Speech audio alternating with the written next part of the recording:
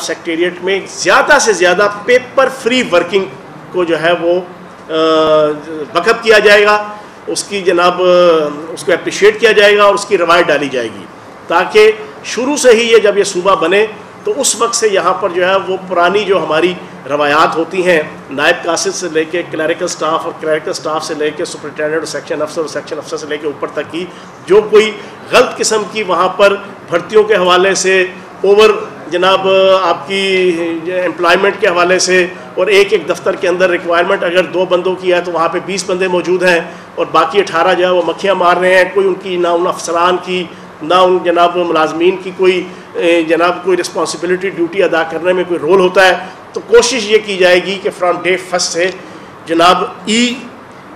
Paper اور جناب free paper جناب آپ کا جناب ای گورننس اور فری پیپر جناب آپ کا ماحول وہاں پر جناب انٹروڈیوس کروایا جائے گا۔ تو یہ جنوبی پنجاب کے حوالے سے یہ بہت بڑی اچیومنٹ ہے، اس کی جتنی وزیر اعظم پاکستان عمران خان صاحب کو اور خصوصاً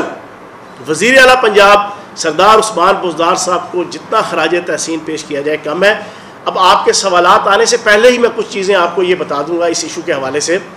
کہ یہ ایک لیگل کوڈل فارمیلٹیز تھی کہ جو جنوبی پنجاب کا صوبہ اگر پراپر طریقے سے پارلیمنٹ اور پنجاب حکومت بنا بھی دیتی تو یہ چیزیں ریکوائرڈ تھی جو ہم نے وقت سے پہلے ہی ہم نے وہ پوری کر لی ہیں۔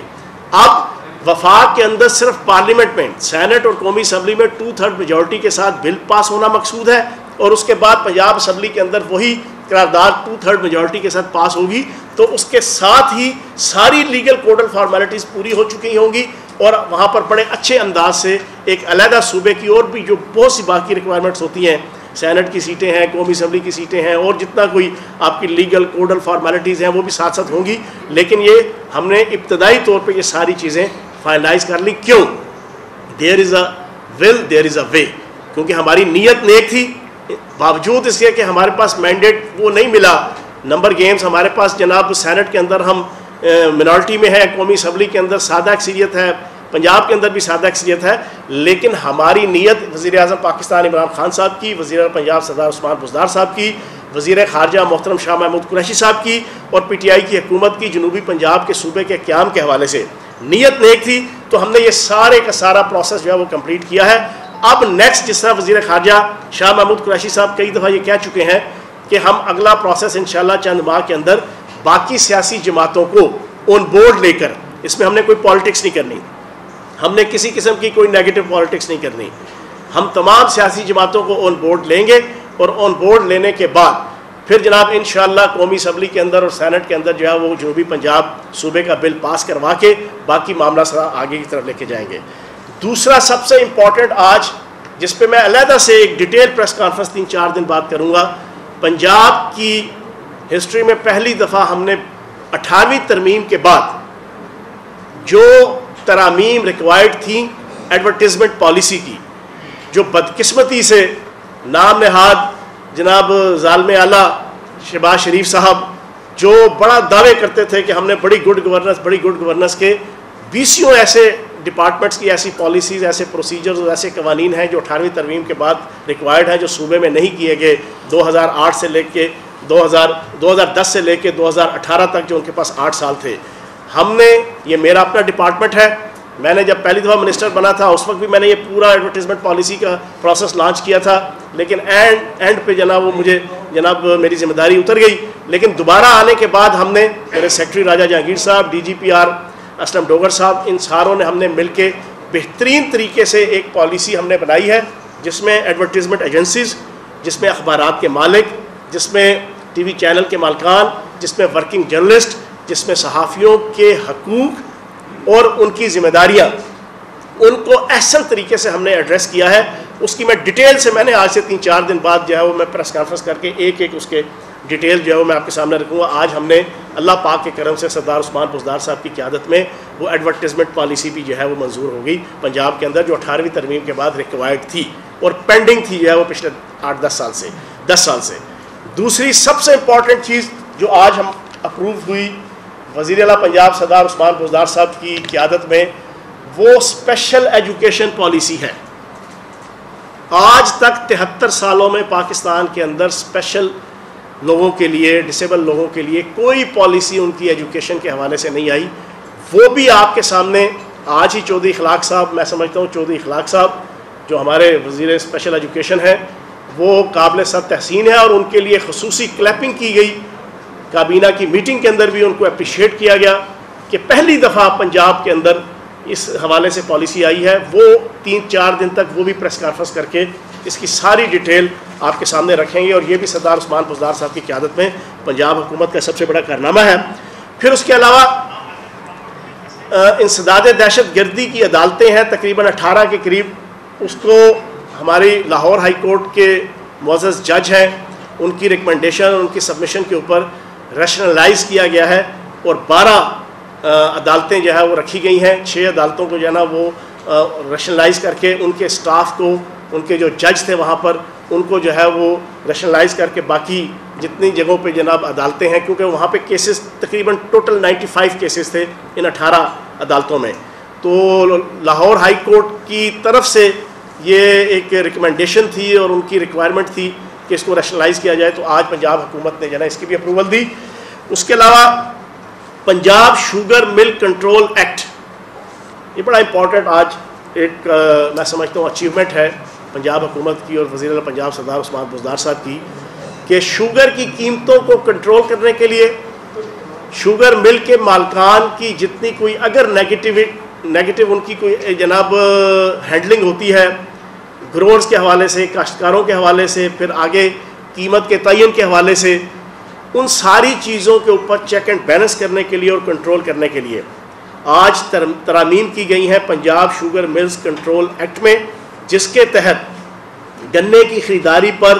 تمام شوگر ملیں پکی رسیدیں، ان کے اوپر وزن، ان کے اوپر قیمت، ان کے اوپر تاریخ درج کرنے کی پابند ہوں گی، کہ جو اس سے پہلے کچی رسیدوں کے اوپر سارا معاملات ہوتا تھا. اور آپ کو پتہ ہے ابھی پچھلے 7-8 ماہ سے جو شوگر سکینڈل آیا اور اس کے اوپر شوگر کمیشن بنا، اور اس میں یہ بڑی چیزیں جناب پروپوگیٹ ہوئیں اور پتہ چلیں انویسٹیگیشن کے بعد GIT کی، کہ وہ کچی رسیدوں کے اوپر ساری چیزیں جناب وہ شوگر مل مالکان کاشتکاروں کو دے دیتے تھے پیمنٹس، اور پکی جناب اپنے رجسٹر جو ہے وہ کسی اور فیکٹس اینڈ فگرز کے ساتھ جو ہے انہوں نے بنائے ہوتے تھے. تو اس ایکٹ کی ترمیم کے بعد وہ پابند ہوں گے پکی رسید دینے کے گروورز کو بھی، اور اس کے اوپر وزن، قیمت اور تاریخ کا تعین بھی ہوگا. پھر اس کے علاوہ بینک کے ذریعے ادائیگی کرنے کی پابندی سے کاشتکاروں کو جنا نوٹیفائڈ ریٹ ملے گا. اور کسانوں کا استحصال روکنے کے لیے اس قانون کے تحت جو ترمیم کی ہے، گنے کی کرشنگ جو ہے وہ اس کو ڈیلے کرنا جان بوجھ کے، تاکہ قیمت جو ہے وہ نیچے گر جائے اور جو کاشتکار ہے اس کو قیمت پورے طریقے سے نہ ملے، ان جناب کرشنگ کو تاخیر میں لانے، ڈیلے کرنے پہ بھی، اور شوگر ملوں کو روزانہ کی بنیاد پہ جتنا ان کا ٹائم پیریڈ ہے کہ وہ کرشنگ کریں، اگر اس میں کوئی کسی قسم کی مال فنکشنگ یا بیڈ پریکٹسنگ ہوگی تو 50 لاکھ تک کا روزانہ کا جرمانہ جو ہے وہ ان کے کرنے کا اختیار حاصل ہوگا اتھارٹیز کو. ایک تو یہ ایک جناب قانون جو ہے وہ اس میں ترامیم کی گئی ہیں. پھر اس کے علاوہ چھوٹی چھوٹی کئی چیزیں ہیں جن میں اسپیشل پالیسی کا میں نے آپ کو بتا دیا. جھنگ کے اندر Lahore college for women university کے سب کیمپس کی منظوری ہوئی، اور south Punjab institute of science and technology Dera Ghazi Khan کی جو ہے اس کی بھی منظوری ہوئی. اور اس طرح کے یہ سارے جناب کچھ ایشوز ہیں جو آج 34ویں، میں آپ کو حقیقت بتاؤں کہ 5 سال جو پچھلے گزرے تھے شہباز شریف صاحب کے، میرا خیال ہے جو میری انفارمیشن ہے کہ ٹوٹل 25 سے 30 جو ہے وہ 5 سالوں کے اندر کابینہ کی میٹنگز ہوئی تھیں. ان 2 سالوں کے اندر 34 میٹنگز، اور ان 34 میٹنگز کے اندر آپ کو پتہ ہے کابینہ کی میٹنگ نشستن گفتن پر خاصتاً نہیں ہوتی، کوئی نہ کوئی قانون، کوئی نہ کوئی پالیسی، کوئی نہ کوئی پروسیجر بنانے کے لیے ملک اور قوم کو اور صوبے کی عوام کو چلانے کے لیے ہوتی ہے. تو 34ویں میٹنگ 2 سالوں کے اندر یہ ہوئی، اور اس میں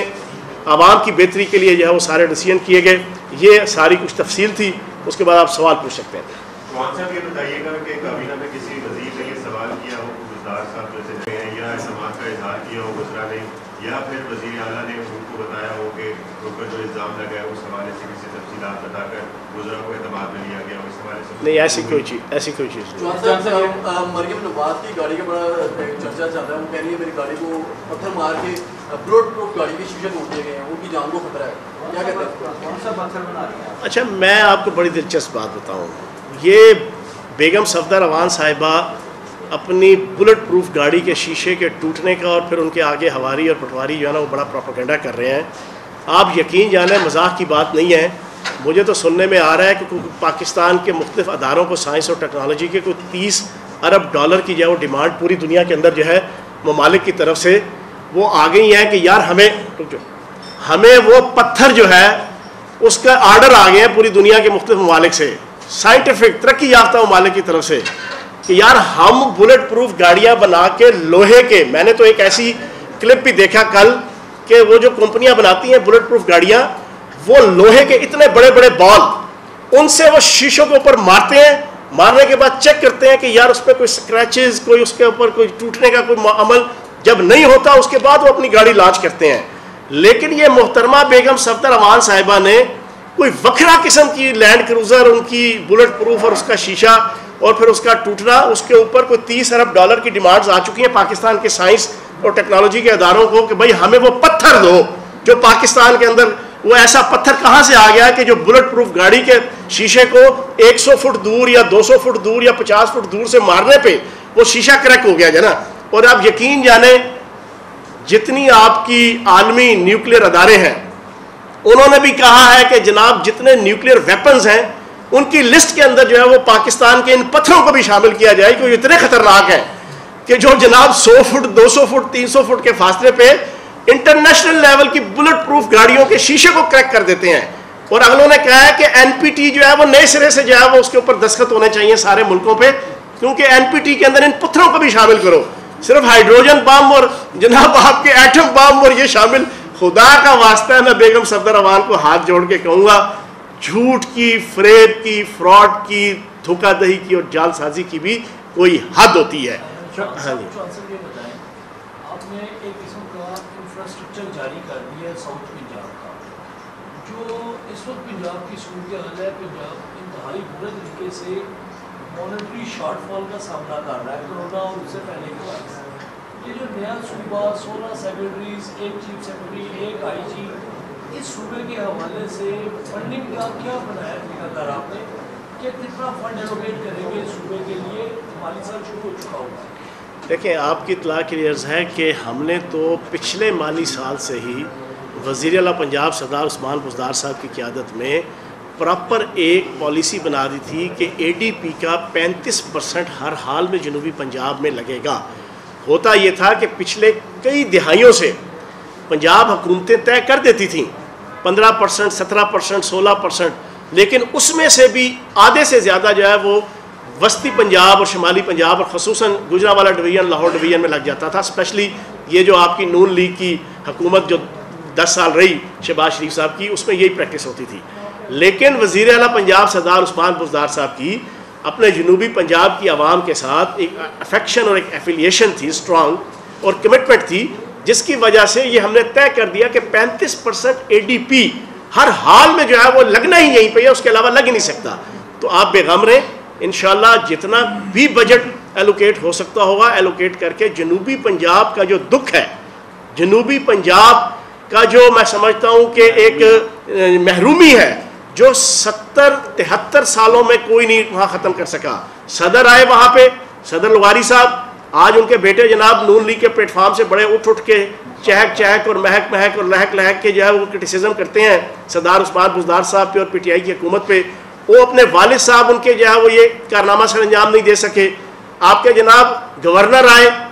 जुल्फ़कार खोसा साहब, वो ये कारनामा सर अंजाम नहीं दे सके। आपके दोस्त मोहम्मद खोसा साहब वो वज़ीर आला आए, वो यहाँ पे ये कारनामा सर अंजाम नहीं दे सके। वहाँ पे रफ़ीक रजवाना साहब आए एज ए गवर्नर, वहाँ पे PCO आपको लीडरशिप नज़र आएगी, गवर्नर, स्पीकर, सदर और वज़ीर आज़म यूसुफ रज़ा गिलानी साहब आए, ये नहीं काम कर सके। इस काम का अगर डिस्टिंक्शन, इस काम की अगर अचीवमेंट, इस काम की अगर एप्रिसिएशन और इस काम का तमगा اگر کسی کے سینے پہ سجا ہے تو وزیر اعظم پاکستان عمران خان صاحب، اور خصوصاً اور تیسری دفعہ کہوں گا خصوصاً سردار عثمان بزدار صاحب کے اوپر کہ انہوں نے جنوبی پنجاب کے ایک سپوت کے ہونے کے ناطے یہ بتائیے گا پنجاب سے یہ 3 منسٹرز بیٹھے ہیں، ساؤتھ پنجاب کا بڑا نعرے لگا رہے ہیں کہ بڑا احسان کیا گیا، ان کو 3 صوبوں میں تقسیم، ملتان بہاولپور میں، بجائے یہ کہ ایک صوبہ بنتا، لوگ زیادہ اذیت میں بنسبت اس کے کہ ساؤتھ پنجاب بنانے سے۔ اس کا میں جواب دے دیتا ہوں آپ کو۔ دیکھیں، شاہ محمود قریشی صاحب نے اس سوال کا جواب بڑی دفعہ بڑے اچھے طریقے سے ایڈریس کیا ہے۔ کیا دیکھیں، پچھلے 10 سال بھی کیا کیا پیپلز پارٹی اور نون لیگ نے؟ 2/3 اکثریت حاصل تھی پنجاب کے اندر اور وفاق کے اندر۔ نون لیگ کو خصوصاً کوئی رستے کی ہرڈل، بیریئر، آبسٹیکل، رکاوٹ نہیں تھی جنوبی پنجاب صوبہ بنانے میں۔ جو ریکوائرمنٹ ہوتی ہے نا 2/3 میجورٹی سے سینٹ کے اندر، قومی اسمبلی کے اندر آپ بل پاس کرتے ہیں، دین اس پنجاب اسمبلی کے اندر 2/3 میجورٹی سے قرارداد پاس ہونی تھی، اس کے رستے کی کوئی رکاوٹ نہیں تھی، لیکن ان کی ول نہیں تھی، ان کی نیت نہیں تھی۔ وہ نام نہاد ظالم اعلیٰ شہباز شریف صاحب، وہ تو پنجاب کی آدھی منسٹریاں جناب وہ صاحب کی طرح اپنے نیچے جناب لے کے بیٹھے ہوتے تھے، اس کے اوپر جناب قبضہ کر کے۔ وہ کیسے آدھا پنجاب کی ایڈمنسٹریشن یا سپرویژن یا حکومت کسی دوسرے کو دیتے؟ انہوں نے نہیں کیا۔ ہاں، انہوں نے کیا کیا؟ انہوں نے جان کے بہاولپور صوبہ اور جناب آپ کا سرائکی صوبہ، یہ ایشو کریٹ کرنے والے اٹ سیلف خود نون لیگ تھی، یہ شہباز شریف صاحب تھے، یہ نون لیگ کی لیڈرشپ تھی، تاکہ یہ معاملہ ڈیفیوز ہو جائے، نہ نو من تیل ہوگا، نہ رادہ ناچے گی کے مزداق، نہ اس پہ کوئی کنسنسس کریٹ ہوگا، اور نہ ہم یہ جنوبی پنجاب کا صوبہ بنائیں گے۔ ایک پوری بات سنیں، ہم نے اس کا حل کیا تلاش کیا؟ وزیر اعظم پاکستان عمران خان صاحب بڑا کینلی آبزرو کر رہے ہیں اس ایشو کو، خود پریزائڈ کرتے ہیں میٹنگز کو، شاہ محمود قریشی صاحب ذاتی طور پہ، اور عثمان بزدار صاحب، یہ 3 شخصیات ہیں، اور باقی یہ جتنے میرے دوست بیٹھے ہوئے ہیں یہ ایز اے ان کے سبارڈینیٹر اور ان کے سپورٹر، وہ اس ایشو کے اوپر لگے۔ ہم نے اس کا رزلٹ یہ نکال لیا اور اس کا حل کہ کجا یہ کہ مسئلہ ہی حل نہ ہو، اس مسئلے کو حل ہونا چاہیے۔ ہم نے ابتدائی طور پر ایک سول سیکٹریٹ جناب آپ کا بہاولپور کے اندر ہو گیا، ملتان کے اندر پولیس کا ہو گیا، لیکن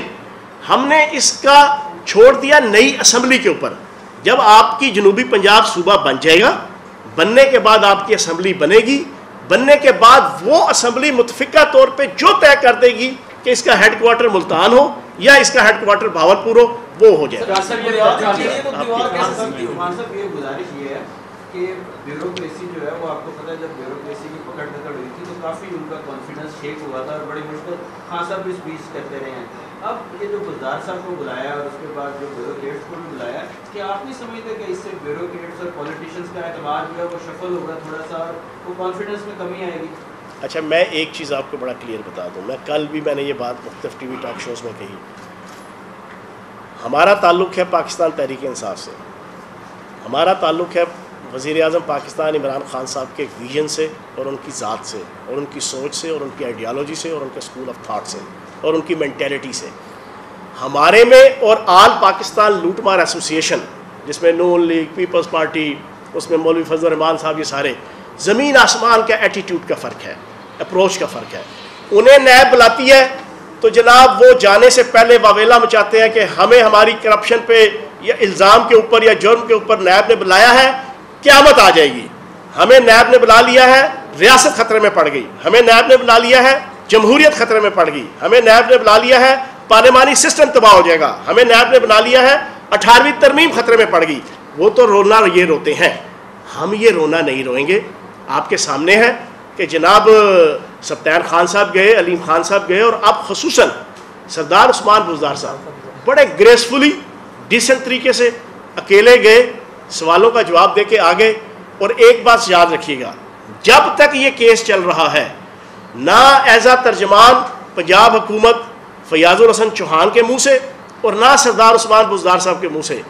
ایک لفظ بھی نیب کے خلاف، نیب کے ادارے کے خلاف، جمہوریت کے خلاف، 18ویں ترمیم کے خلاف، پارلیمانی سسٹم کے خلاف، ریاست کے خلاف آپ نہیں سنیں گے۔ آخری کوشچن صاحب یہ بتائیں کہ ابھی آپ نے سبطین خان کا بھی ذکر کیا، علیم خان کا بھی ذکر کیا، وہ بھی گئے پیش ہوئے، انہوں نے اعلیٰ اخلاقی جرأت کا مظاہرہ کیا اور ریزائن کر دیا۔ ان پہ ایلیگیشن تھا، انہوں نے کہا آپ یہ بتائیں کہ سی ایم بھی کیا ریزائن کرنے جا رہی ہے، ان کا کوئی ارادہ ہے؟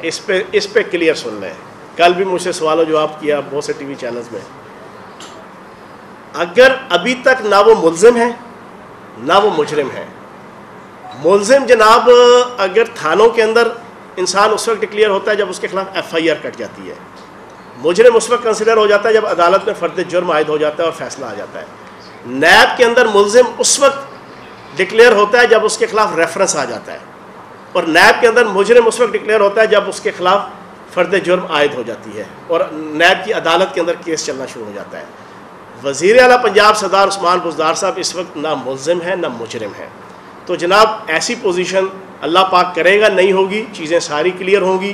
उनसे जितने सवालात पूछे गए उन्होंने जवाब दिया, मज़ीद उन्होंने टाइम लिया है, उसके अंदर भी सवालों का जवाब देंगे और अल्लाह पाक करम करेगा, ऐसा कोई सिचुएशन नहीं आएगी। जी इजाफी भट्ट साहब नैब ने सजी वहाँ के खपी मार दी, ये वो थे वहाँ पर शराब के लाइसेंस के लिए, लेकिन वहाँ पे उनसे उनकी जायदादों की तफसील के बारे में भी पूछ लिया गया और वो सवालनामा लेके आ गए। पहला सवाल। दूसरा, जो वादा मुआफ गवाह बने हैं किस पर आते हैं? देखिए मैंने आपके सामने एक चीज़ फिर रख दूँ, अभी तक वादा माफ गवाह का रिटन नोटिफिकेशन नैब की तरफ से नहीं आया। अभी तक ये टीवी चैनल्स की, अखबारात की, मीडिया की खबरें हैं कि फ़लाँ फ़लाँ फ़लाँ जनाब वो वादा माफ गवाह बन गए। जब रिटन वादा माफ गवाह बनने की शख्सियात और पर्सनैलिटी सामने आ जाएंगी तो फिर बंदा उसके मतलब जो है ना कुछ सोचता भी है या कोई बात भी करता है। दूसरी चीज़ जनाब, वादा माफ गवाह कोई बने ना बने, वज़ीर आला पंजाब सरदार उस्मान बुज़दार साहब बड़े ग्रेसफुली डिसेंट तरीके से इस पूरे इल्ज़ामात का जब अच्छे तरीके से जवाब देंगे। आखिरी क्वेश्चन, एक मिनट जी, आप ये बताइए कि कल से जो सवाल जवाब हुआ है और मुबैना तौर पर इस तरह की बातें भी आ गई हैं, आप अगर वो उनके सारे गर्दिश में आ गए तो आपके पास बी प्लान क्या है? फैसल ये किया था, उनसे ज़ाती ज़िंदगी की बातें की गई हैं और वो सवालनामा लेके आए हैं, उन्होंने ये नहीं कहा मैं जवाब आपको दे देता हूं। आप अगर ये एक्सपेक्ट करेंगे कि मैं यहाँ पे कोई मीठे मीठे तरीके से या कड़वे तरीके से नैब के हवाले से कोई बात करूँगा तो भाईजान मैं नहीं करूँगा। एक हाल अपने जेब उठा लो, ठीक है ना, पक्की पक्की अपने दिमाग जो है, ठीक है। आप सारे मेरे भाई और दोस्त हैं, सुने जनाब, हम